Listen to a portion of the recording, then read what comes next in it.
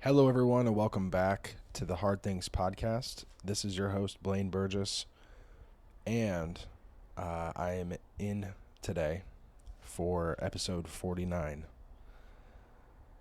Um, this episode is going to be titled, What Should a Free Man Do? We'll get into why and all that right now. No reason to wait. Although I did want to say the eternal, if you've listened to any of these podcasts, you may have heard the internal struggle between my inner dictator and the creative force that lives within me. And yeah, it's now Tuesday. So it's been, 11 days since I made a podcast, uploaded a podcast, however you want to time it. I always shoot for record and post on a Thursday. Now it's Tuesday, and I want to do episode 50 this week. I still do. I think I'm going to do it most likely Friday. We'll see what the creative force says whenever the ideas come to me. But yeah, my inner dictator gets very frustrated when ideas don't come to me in the time frame that I want them to.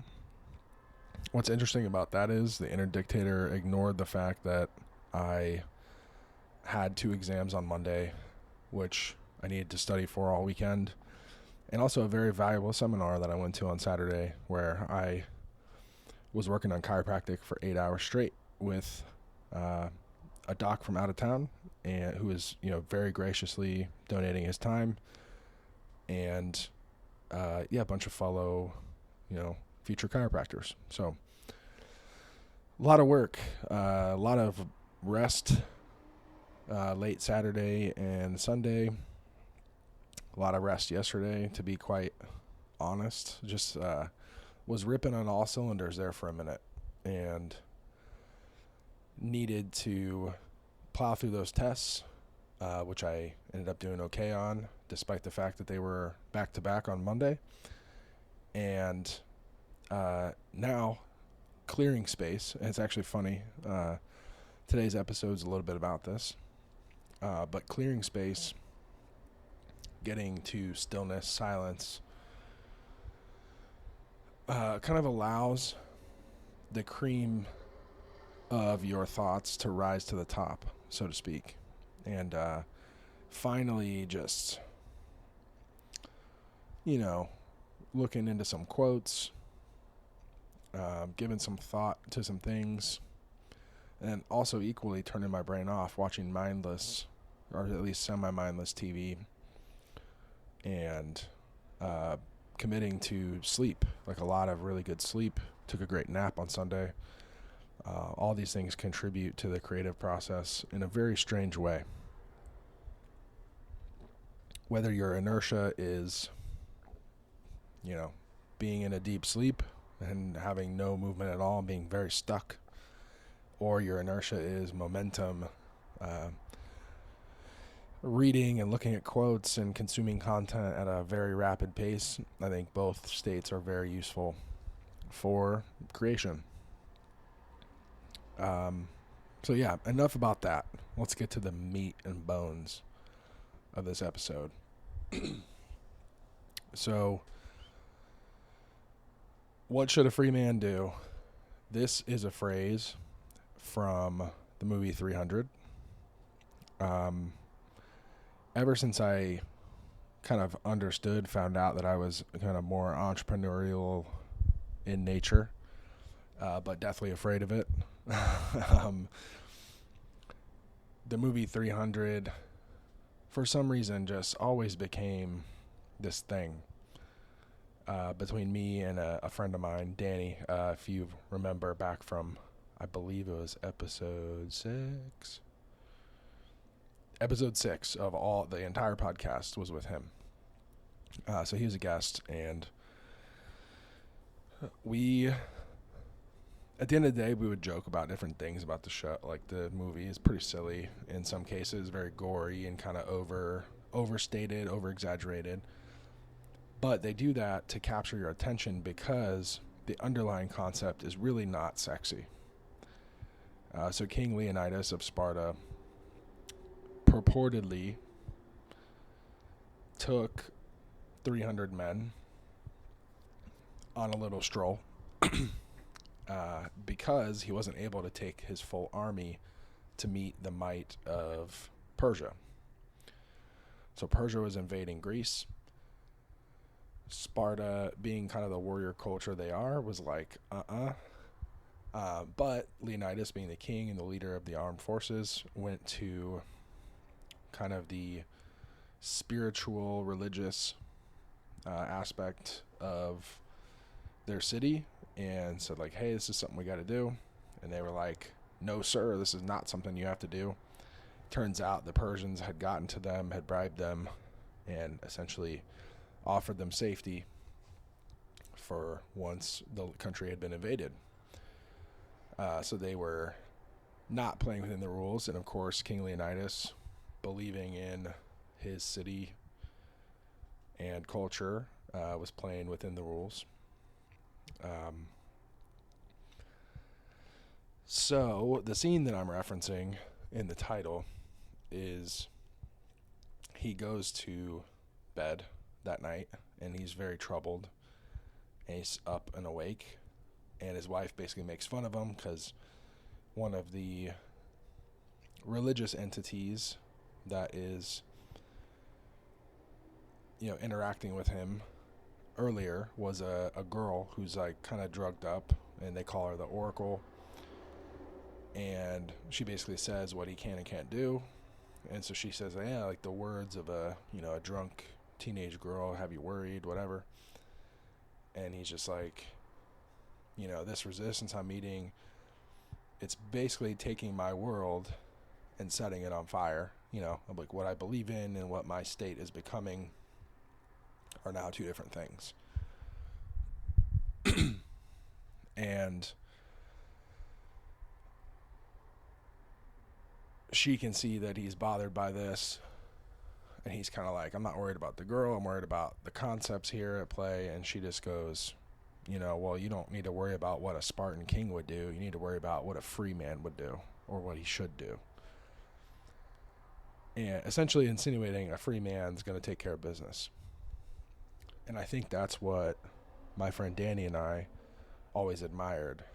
The vibe of the whole movie is this guy, even though it probably means certain death, he's more concerned with what's right, what's going to bring glory and honor to his city, and what's going to inspire people of Greece to fight back and keep them from being taken over. So he's, kind of slowly digesting the fact that, like, hey, this thing I've said that I am my entire life is basically needed right now. And I have to go do it, and that means I'm going to die. So kind of accepting his mortality. So I just really love that scene in 300 and the story in general. And obviously these stories are from a long time ago. You never know what really is true or whatever it may be. But something about it just feels correct. It feels good at like the DNA level. Like when I feel it in my bones, sacrifice, I think, is coded into our DNA in a way. Because what do? We come here, we procreate, and we sacrifice to make sure that next generation goes on. At a very simple level, it's kind of what we're here to do. And now what used to take place over 30 years now takes place over 70, 80, 90, 100 years. So humanity is in a little bit of a strange place, I think, in terms of our evolution. But someday people are going to look back at what we're doing now and either think that we're really dumb or really smart, probably a little bit of both. Just like us looking back on Leonidas and saying, hey, that's gangster, but I don't want to die. And that brings me to, I hate to gloss over Leonidas because it's just so G, but there's really nothing sexy about it. There's nothing I can say that's going to make that thought attractive. Just sacrifice. Really, the only thing that can make you do that is just love and devotion, especially devotion. And he was just so devoted to his country, the ideal, his wife, the way of life that they had created, that he didn't want to lose it that bad. He's willing to lose his life to preserve that. At the end of the day, you could say maybe it wasn't the best way to go about it, because he, their culture now is just a story, and there are people who dive into it and resurrect that vibe here in present times. But yeah, like I said, very difficult, not sexy. But I think maybe at my core, that's why I like it. As long as I can stay focused, get rid of distractions, maybe I too can live to that standard of devotion. Don't necessarily have to go fight against the Persian armies to make those choices every day. Just in the little things. Doesn't have to be life or death. But that brings me to the second part. So this is the kind of seventh and final chapter that I'm trying to outline in my brain. I'm going to listen back to these episodes. I think maybe, I don't know if I want to listen to my own voice. I might do it enough just to remember some of what was said. But so far I've been pairing a movie with a TV show that I've watched, and just kind of comparing and contrasting different aspects of the shows and the lessons that can be gained from it. And this is, funny enough, it's the first time I haven't watched a show, and I think I wanted to do something a little different for this one and just go off of other people's kind of written work and analysis of a show, and then I'm going to go back in and watch the show. So I did read what happens in the show, which I think is cool. And now I'm going to see how it all unfolds, see if it kind of lives up to my standard and the standards set by people. So I've been trying to choose excellent shows, and Breaking Bad seems like exactly the show that I need to be pairing with King Leonidas and the Brave 300. And the reason is the creator of the show said the largest lesson, whatever, of the series is that actions have consequences. At the very core of our existence, we have to act, and those actions have consequences, cause and effect. We can get real metaphysical about it, but I won't right now, because I want to watch the show and maybe come back to this. But I did find some writing. So this gentleman, Chuck Klosterman, was comparing Breaking Bad to The Sopranos, Mad Men, The Wire. These are a couple of shows that I've watched and mentioned previously. And Chuck says Breaking Bad is built on the uncomfortable premise that there's an irrefutable difference between what's right and what's wrong, and it's only one where the characters have real control over how they choose to live. He also says, what makes a man bad? His actions, his motives, his conscious decision to be a bad person. And goodness and badness are simply complicated choices, no different than anything else. So, kind of no shit. But I love this article because it sets up another article, a response article. And this whole thing is kind of about mirrors in a way. Like, good and bad choices are oftentimes polar opposites, and again, just actions with consequences. And the more complicated something gets, the harder it is to tell who's bad and who's good. Oftentimes, heroes can start to look like villains, and villains can start to look like heroes. So, a gentleman from the New York Times, Ross Douthat, made a response, and he actually compared Breaking Bad to The Sopranos, which we talked about before, and that's why I love this article. So both of those shows are interested in moral agency, and he said that Walter White from Breaking Bad, the main character, and Tony Soprano are mirror image takes on the problem of evil and free will. So Walter, the main character from Breaking Bad, starts out as a nice man who gets cancer, brilliant chemistry mind. He's a teacher, I believe, kind of a do-gooder, or he's living within the bounds of society and not really harming anyone. And he learns about cancer, and he has some strife in his marriage, and there's basically a lot of, issues happening.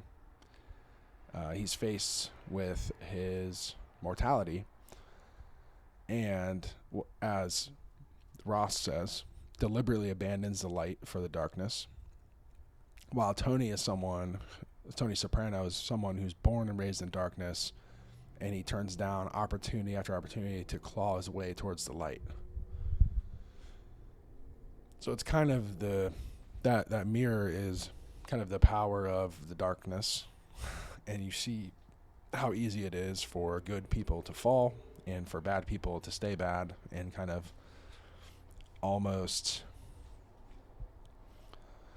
rationalize to themselves why they're bad and why they choose to not change.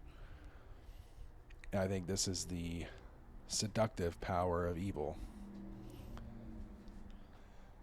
So, Tony Soprano, born and raised in darkness, won't claw back to the light. I picked Walter White for this because he, like I said, faced with impending death, cancer, a bunch of money to try to save himself, to stay alive and provide for his family. He starts to cook meth and finds out he's really good at it because of his chemistry skills. Makes the best meth, and then irrevocably starts to harm people by producing this great meth and selling it, making a bunch of money, which pays for his chemotherapy. So now he's alive. He ends up making millions and millions of dollars and hurting a lot of people, like murdering and plotting and scheming and doing all the things that evil people tend to do. And all for what started out as a decently good reason to stay alive and provide for his family. So, at the end of the show, he dies, but he does end up providing for his family.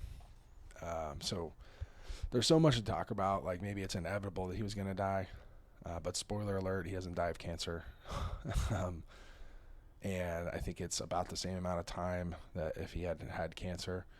So, do the ends justify the means? Again, we can get metaphysical with this, but I want to stick with just not like surface level, because in the book I will dive deeper, but keeping it kind of to just one or two base questions. So how do we connect Walter White back to King Leonidas? Well, King Leonidas, faced with impending doom of the invasion of Persia and King Xerxes, instead of stooping down to the level of people in his society that took bribes and were pretty much okay with Sparta's destruction, he decided to double down on what he believed in and face his death, his doom, kind of head on. And I think, I could be wrong about this, but there's a part in the series where Walter White, the main character of Breaking Bad, obviously has cancer, and he has, I believe, a choice. Someone presents to him the opportunity, like, hey, I'm going to pay for your chemotherapy. And what that would allow him to do is theoretically beat cancer and go back to his life teaching chemistry before he knew his dark side. So it gave him a chance to come back. And ultimately what he did was he chose his alter ego, the drug dealer, Heisenberg, as they call him. And once again, chose to abandon the light for the darkness, and then had the opportunity to go back to the light, and then now he's Tony Soprano.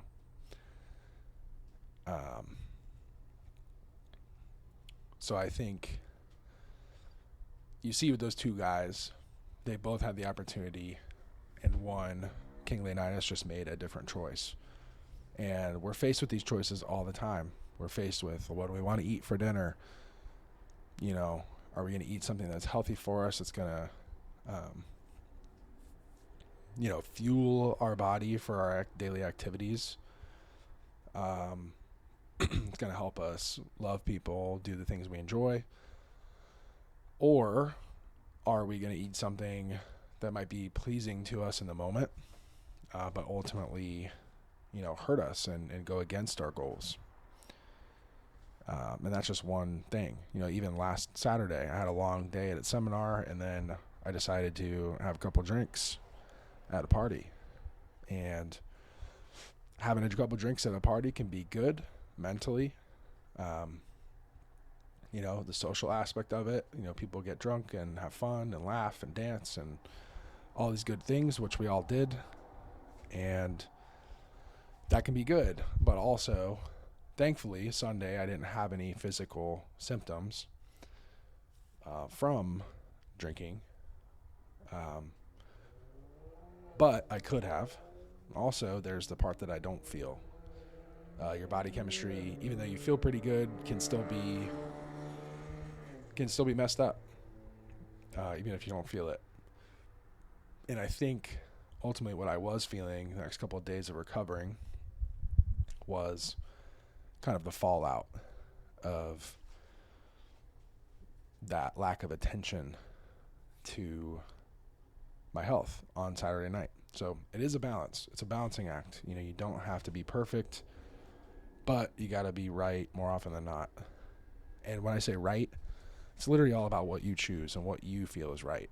So I'm not up on my high horse saying that my way is right, but it is right for me. And sometimes I don't live up to it. So I guess all I'm saying is, you might not be a drug dealer or king of Sparta faced with impending doom or cancer. But I do believe every single person on this planet, every choice you make is important. And stringing together positive choices makes it easier. It makes it kind of a bit of a habit. You build that muscle up, and then you can repeatedly make good choices. And it's easier to come back when you fall off the path a little bit. And you start to understand how you feel when you make bad choices. Again, when I say bad, I mean choices that don't align with who or what you want to be. And then you almost, I would say at this point, I've developed a process for how to get back on the path when I feel myself fall off of it. And this, I think, is kind of what Zen masters would call presence or awareness, different things like that. No mind is another one. These are concepts I've been reading about lately, and no mind doesn't mean that you don't have any thoughts. It just means more so that you're aware of thoughts. You're aware that they're not you. Like, hey, let me go get a pizza is not you. That's a thought that you're having. You don't have to have pizza. You could. Example today, I had a kind of a lunch talk at school. They offered free lunch and it was Domino's Pizza.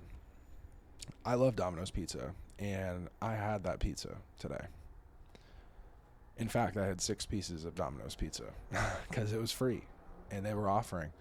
But what you won't find me doing is buying Domino's on my own, alone, in another kind of context. Same thing, Saturday night. It was a birthday party. The guy whose birthday it was, he loves this particular type of cheeseburger. He hired these people to come to his house and make cheeseburgers for everyone. So, of course, I had 2 double cheeseburgers over the course of like 5 hours. It was great, but you won't find me, taking down double cheeseburgers like that all the time. I'm going to do it when the situation arises.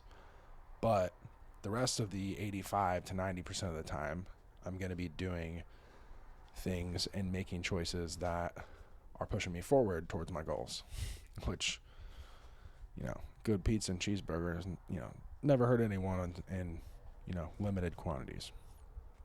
That's just an example.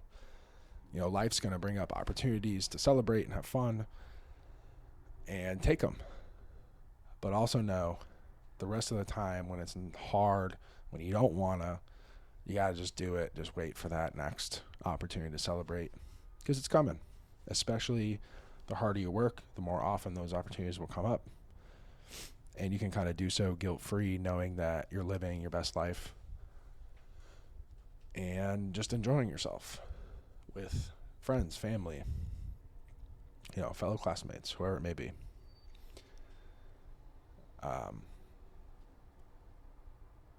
So I think I genuinely want to watch Breaking Bad. I have a feeling I'm going to get an opportunity here coming up. Final exams are coming in very hot. I'll be done with school in the next 2.5 weeks. 2 weeks, actually. So, very excited for that. In terms of the next episode, boy, I'm going to have to create some more silence and stillness because I don't know what I'm going to do for episode 50. But now that 49's out of the way, I'm going to think about it.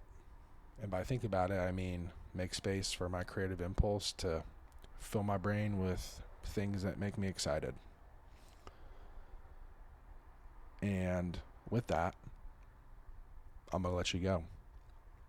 But I challenge you to think about a situation that might feel difficult, maybe something you're avoiding, and try to understand why you're avoiding it. What is the hard consequence that's going to come as a result of that choice or action? And then will you accept that and make the choice anyways? So until next time, this has been Blaine. See y'all for episode 50.